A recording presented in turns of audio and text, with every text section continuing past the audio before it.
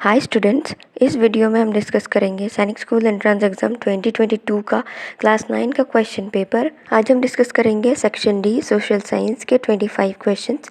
इससे पहले हमने मैथ्स, इंग्लिश और साइंस के क्वेश्चंस ऑलरेडी डिस्कस कर दिया है। तो वो वीडियोस आप चैनल पे जाके ज़रूर देख लेना, क्योंकि previous year question paper syllabus का एक बहुत ही इंपॉर्टेंट पार्ट होता है एंड पुराने क्वेश्चंस कभी कभी रिपीट करते हैं।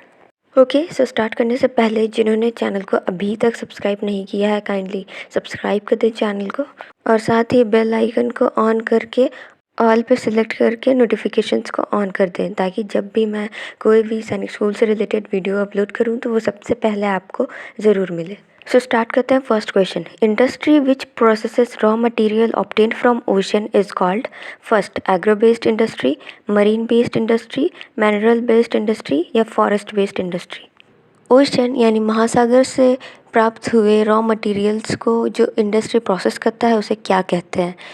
ओशन से रिलेटेड सारी चीज़ों को हम मरीन बेस्ड कहते हैं और इसलिए इसका आंसर हो जाएगा मरीन बेस्ड इंडस्ट्री, यानी कि ऑप्शन 2 आपका करेक्ट आंसर होगा। Next, Rourkela steel plant is located in which state of India? 1 Jharkhand, 2 west Bengal, 3 Orissa, 4 Bihar. Rourkela steel plant किस राज्य में स्थित है? राउरकेला उड़ीसा का एक जगह है, सो ये उड़ीसा में स्थित है, option 3। Question number 3, what was the reason for the hanging of सिपाही मंगल पांडे? सिपाही मंगल पांडे को फांसी देने का कारण क्या था? Option 1, for refusing to use the greased cartridge, मतलब ग्रीस्ड कार्ट्रिज जो कि ब्रिटिशर्स यूज़ करते थे उसको यूज़ करने से मना किया इसलिए। Option 2, for attacking the British और हिज ऑफिसर, यानी कि ब्रिटिश ऑफिसर्स पे अटैक करने के लिए। ऑप्शन 3, फॉर डिसओबेइंग ऑर्डर्स, यानी कि ऑर्डर्स को ना मानने के लिए। या option 4, for killing the soldiers, यानी कि सोल्जर्स को मारने के लिए। इसका करेक्ट आंसर होगा ऑप्शन 2, यानी कि फॉर अटैकिंग द ब्रिटिश और his officers. Next, which level of judiciary can not send a person to jail?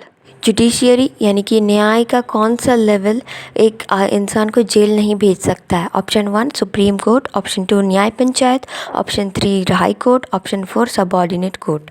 तो देखिए 1, 3 और 4 आपके डिफरेंट लेवल्स ऑफ कोर्ट हैं, बट ऑप्शन 2 यानी कि न्याय पंचायत विलेज लेवल का एडमिनिस्ट्रेशन है और न्याय पंचायत एक पर्सन को जेल नहीं भेज सकता है, so option 2 correct answer. Next, which makes an object a substance और अ रिसोर्स? एक वस्तु को कौन सी चीज संसाधन बनाती है? ऑप्शन 1 यूटिलिटी, 2 क्वांटिटी, 3 यूजेबिलिटी या 4 बोथ 1 एंड 3। किसी भी ऑब्जेक्ट का यूटिलिटी और यूजेबिलिटी ये दोनों उसको रिसोर्स बनाते हैं, यानी कि option number 4 both 1 and 3 correct answer होगा। The method use to extract oil from the earth is called dash.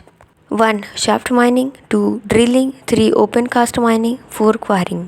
तो ये आपका ज्योग्राफी का चैप्टर है और क्वेश्चन का मतलब है ज़मीन से तेल निकालने का प्रोसेस को हम क्या कहते हैं? तो इसका आंसर हो जाएगा option 2 drilling. Next, an FIR is filed with the dash. 1 police, 2 court, 3 army या 4 चीफ मिनिस्टर। तो एफआईआर किसी के भी अगेंस्ट हम सबसे पहले पुलिस स्टेशन में जाके पुलिस के द्वारा फाइल करते हैं, सो ये आपका करेक्ट आंसर होगा option number 1 police. 108, which of the following is not an example of ground water? Option 1 water flowing in rivers, 2 water through hand pumps, 3 water through submersible pumps, 4 water through wells. तो देखिए ground water यानी कि जो ज़मीन के अंदर पाया जाने वाला पानी, तो वाटर फ्लोइंग इन रिवर्स यानी कि जो नदी में बहता हुआ पानी वो हमारा ग्राउंड वाटर कैसे हो सकता है? वो तो सरफेस पे यानी कि ज़मीन के ऊपर बह रहा है, so option number 1 water flowing in rivers is not an example of ground water, so ये करेक्ट आंसर होगा। Next, forest help in maintaining a balance of dash. 1 nitrogen and carbon dioxide, 2 oxygen and carbon dioxide, 3 argon and carbon dioxide, 4 nitrogen and oxygen. Forest यानी कि जंगल में आपको पेड़ पौधे पाए जाते हैं, तो पेड़ हमारे ऑक्सीजन देते हैं और कार्बन डाइऑक्साइड लेते हैं, सो ये ऑक्सीजन और कार्बन डाइऑक्साइड को मेंटेन करते हैं, सो option number 2 correct answer. Next, the first successful modern textile mill in India was established in 1 Mumbai, 2 Chennai, 3 Ahmedabad, 4 Kanpur. तो इंडिया का सबसे पहला successful modern textile mill Mumbai में बनाया गया था, option 1 will be the answer. Next, give an example of shaft mining. Shaft mining का एक एग्जाम्पल बताना है। Options are surface mining, 2 deep bores, 3 offshore drilling, 4 none of these. Shaft mining के process में एक शाफ्ट यूज़ किया जाता है जो कि एक ज़मीन के नीचे तक का गहरा टनल कह सकते हैं हम इसको। और डीप बोर के प्रोसेस में भी इसी तरह का एक शाफ्ट देखने को मिलता है। So option 2 deep bore is an example of shaft mining. Next, civil law does not deal with dash 1 property matters, 2 theft, 3 robbery, 4 murder। तो सिविल लॉ और क्रिमिनल लॉ ये दो तरह के लॉज हैं एंड ये दो लॉज डिफरेंट मैटर्स डील करते हैं। क्रिमिनल लॉ डील करता है robbery, murder, theft and bigger crimes को। वहीं सिविल लॉ लोगों के बीच का झगड़ा यानी कि डिस्प्यूट्स, प्रॉपर्टी मैटर्स ये सब सॉल्व करता है। तो ऑप्शन में दिए गए ऑप्शन 2, 3 और 4 यानी कि थेफ्ट, रॉबरी और मर्डर, इन तीनों को सिविल लॉ डील नहीं करता है। तो तीनों हमारे करेक्ट आंसर होने चाहिए थे और NTA AISS EE की तरफ से भी ये तीनों करेक्ट आंसर घोषित किए गए थे। तो बच्चा अगर ऑप्शन 2, 3 या 4 में से किसी भी ऑप्शन में सिलेक्ट करता है तो वो करेक्ट आंसर होगा। Next, separation of religion from the state is referred to as dash 1 monarchy, 2 democracy, 3 secularism, 4 monotheism. State का मतलब यहाँ पे सिर्फ राज्य नहीं है। स्टेट यहाँ पे एक राज किया जाने वाला यानी कि गवर्न किया जाने वाला जगह यानी कि पूरे देश को डिनोट कर रहा है। क्वेश्चन का मतलब है देश के जो गवर्नेंस है यानी कि सरकारी कार्य है वहाँ से रिलीजन यानी कि धर्म को सेपरेट करना यानी कि धर्म के बेसिस पे गवर्नेंस यानी कि राज्य ना करना, इसको क्या कहा जाता है। तो ये वाला क्वेश्चन मैंने ऑलरेडी एक वीडियो में डिस्कस किया हुआ है इंडियन कॉन्स्टिट्यूशन वाले वीडियो में, तो वो वीडियोस आप देखना, वहाँ से डायरेक्टली आपका ये क्वेश्चन आया था एंड इसका करेक्ट आंसर है option 3 secularism. Next, which of the following are fundamental rights? 1 right to equality, 2 right to freedom, 3 right against exploitation या 4 ऑल ऑफ द अबव। ये क्वेश्चंस भी मैंने ऑलरेडी कराया हुआ है और right to equality, right to freedom और right against exploitation ये तीनों आपके फंडामेंटल राइट्स हैं। हेंस 1, 2 एंड 3 यानी कि सारे करेक्ट होने चाहिए। तो 4 यानी कि all of the above will be the correct answer. Next, the child marriage registration act was passed in the year dash यानी कि बाल विवाह को रोकने के लिए जो एक्ट था वो किस ईयर में पास हुआ था? आंसर है option 4 1929। Next, which one of the following is not a characteristic of minerals?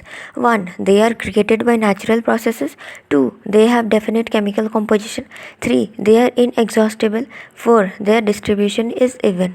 Minerals का इनमें से कौन सा कैरेक्टरिस्टिक नहीं है? 1 ये नेचुरल प्रोसेस से बनते हैं, बिल्कुल हाँ ये सही है।